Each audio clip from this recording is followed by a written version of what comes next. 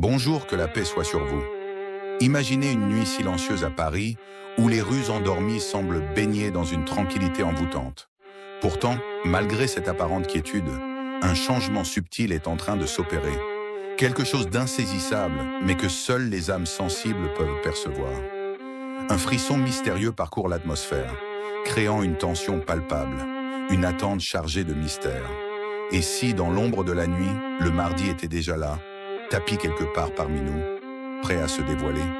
Avant d'aller plus loin, il est suggéré de s'abonner à la foi islamique, car ce que vous vous apprêtez à entendre ici ne se murmure nulle part ailleurs. Des vérités brutes que beaucoup préfèrent détourner le regard, mais auxquelles vous êtes prêts à faire face, avec courage et détermination.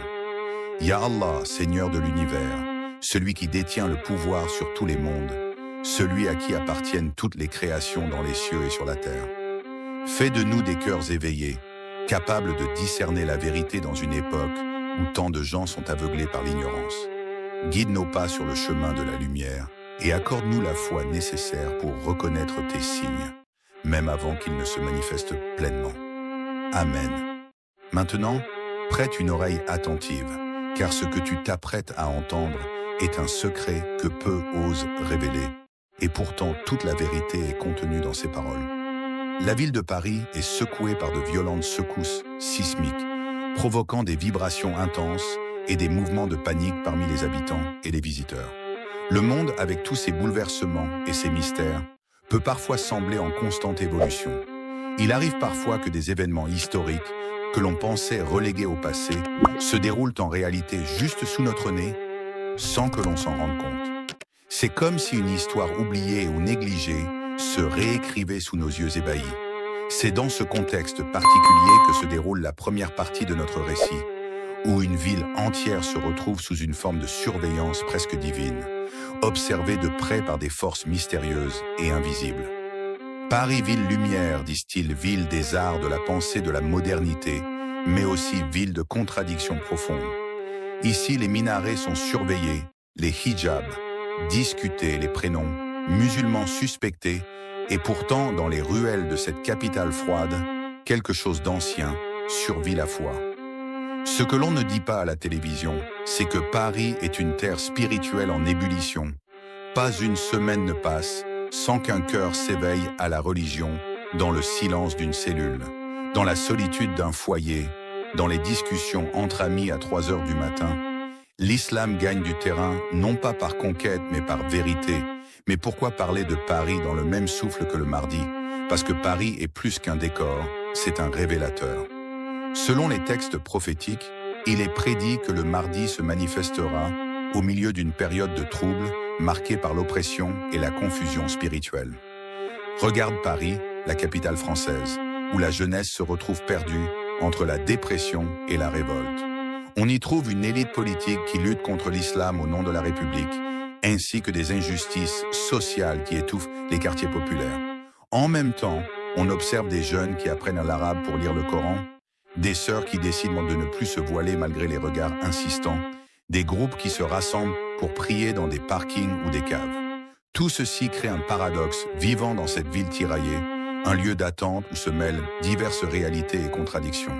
Selon un hadith, il est mentionné que la fin des temps surviendra lorsque l'humanité sera incapable de discerner la vérité de la fausseté.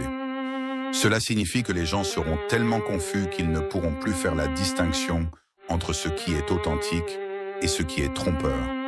Et qui mieux que Paris incarne cela aujourd'hui, une ville où les valeurs sont inversées, où la pudeur est suspecte et l'indécence normalisée, où le mal est maquillé en liberté et la foi traitée en problème.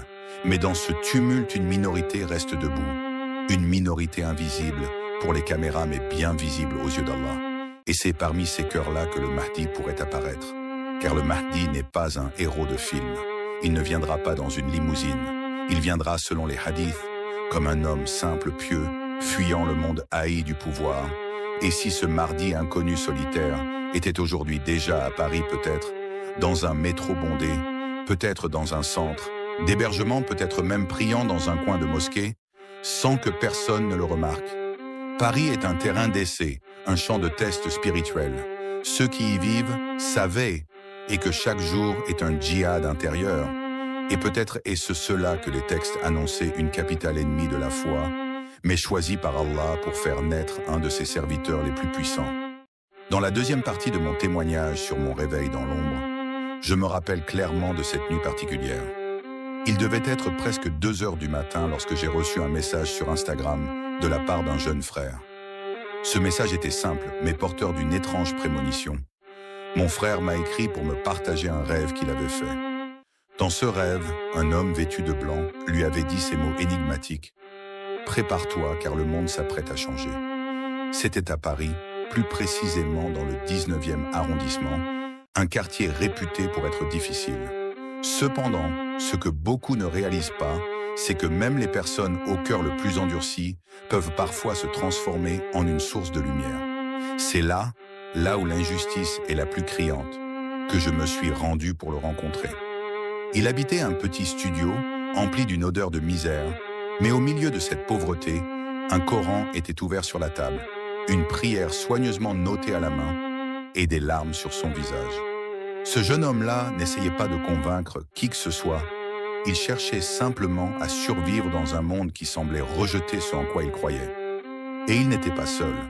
Ils étaient des centaines, voire des milliers, peut-être dispersés dans les cités, les foyers, les coins de rue. Ce dont les gens ne parlent pas, c'est ce réveil invisible, cette reconnexion silencieuse à Allah, sans manifestation extérieure, sans bruit, mais une génération qui revient à sa foi en secret. C'est à ce moment-là que j'ai réel. Paris n'est pas simplement une ville rebelle, c'est également une ville qui met à l'épreuve ceux qui y résident. Leur foi y est renforcée, et ceux qui chutent mais parviennent à se relever se transforment en véritables lions d'Allah. Dans ce décor empreint de désespoir, l'émergence du Mahdi prend tout son sens. Je me souviens d'une conversation que j'ai eue avec un imam discret originaire du nord de Paris. Il m'a expliqué que selon certaines croyances, le Mahdi est attendu pour venir de l'Est, mais il a souligné que rien n'empêche Allah de le cacher en premier lieu dans l'Ouest. Il a précisé que l'apparition n'est pas toujours synonyme d'arrivée, mais peut également signifier la révélation d'un homme qui est déjà présent. Cette parole m'a glacé et depuis, je regarde autour de moi différemment un frère qui parle peu, mais dont la sala est régulière.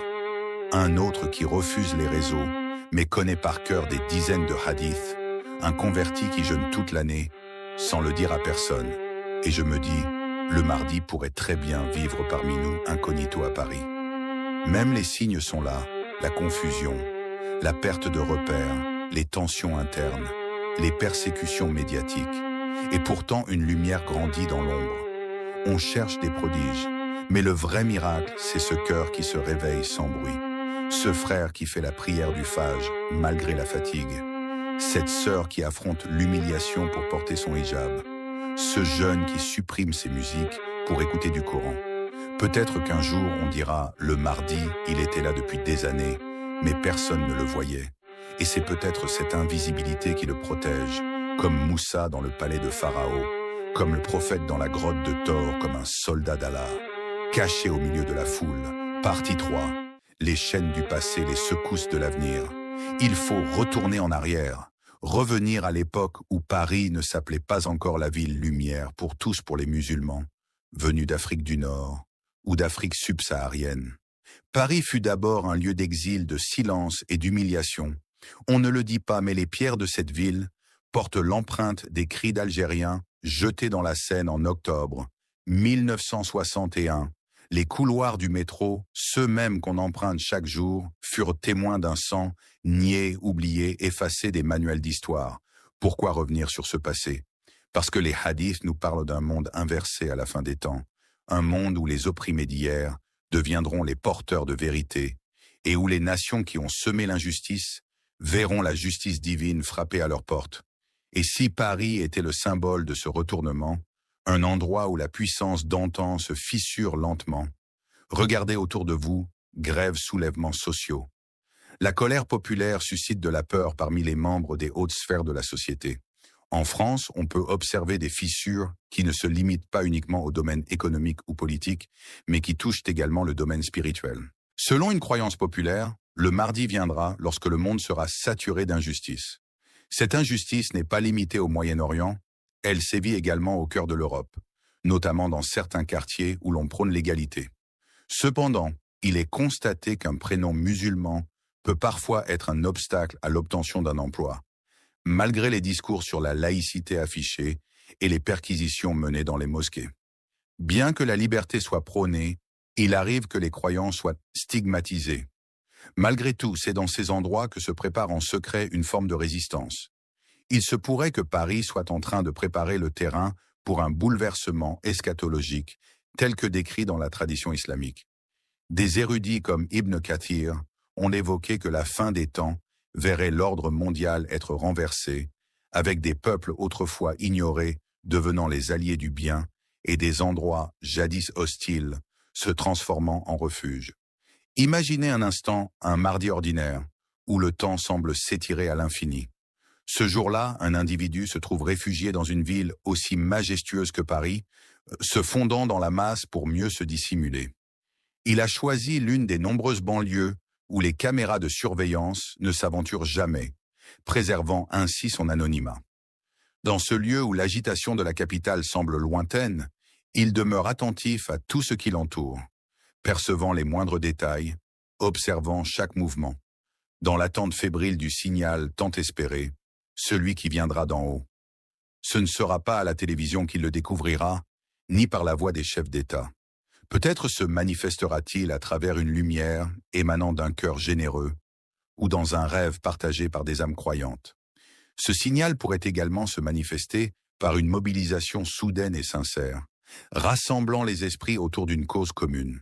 Et c'est ainsi que tout débutera, à l'endroit le plus inattendu, là où nul ne l'aurait, Paris, la capitale de la France, est souvent considéré comme l'un des derniers remparts, non pas en tant que centre politique, mais plutôt comme un laboratoire du réveil. C'est dans cette ville que les injustices sociales poussent les individus à chercher un sens à leur existence. C'est également ici que des personnes brisées par la vie se retrouvent à genoux pour redécouvrir leur foi en Allah. Certains estiment que Paris pourrait être le lieu où le mardi fera une halte avant de poursuivre sa route vers l'Est, porté par ceux qui ont été méprisés. La France semble être sur le point de basculer. De nombreux signes indiquent qu'on aille des changements majeurs à venir. Il est crucial de rester attentif et d'observer attentivement ce qui se passe autour de nous pour anticiper ces éventuelles transformations. En France, le pays n'est pas secoué par des tremblements de terre naturels, mais plutôt par des secousses sociales, politiques et identitaires.